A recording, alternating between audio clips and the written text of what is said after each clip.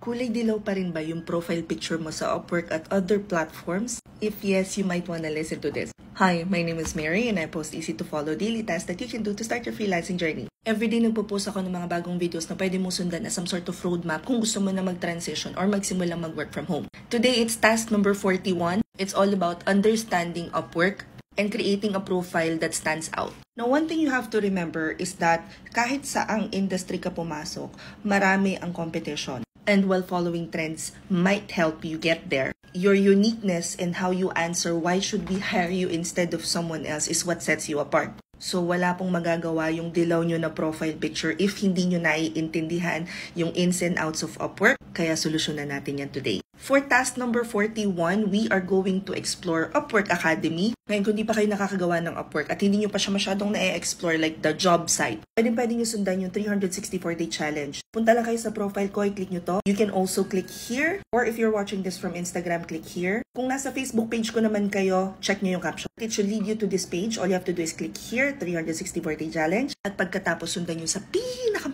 baba, task number 1. Mas maganda nito kung meron kayong mga kumare na makakasabay doon sa challenge show. Itag nyo yung gusto nyong makasabayan na mag-transition to freelancing para sabay ninyong simulan. Pwede nyo rin i-share, bahala na kayo dumiskarte. But anyway, for today's task, punta na lang kayo dito sa link na to para mas mabilis. This is Upwork Academy. Dito sa bandang taas, marami kayong pwedeng ma-explore dyan. But I want you to focus dito sa Academy kasi nandito yung learning paths, coaching, courses, at even certifications ni Upwork. All you have to do is create an account para ma-access nyo to. Yung basic classes niya like new to Upwork, finding work, working on Upwork, and all that is around 8 hours of learning already. Please take note under trending courses, building portfolio, pack, who are you there? Ang dami-dami nyo makukuhang tips and tricks dyan sa kung paano kayo makakalad ng client. But at the same time lagi nyong tatandaan, baliwala yung pinag-aaralan ninyo kung hindi ninyo i-apply. And then make sure you document your journey, you tag me, and use the hashtag freelancer this 2023. Comment any questions you guys have about working from home. Follow for more work from home chismis. Bye!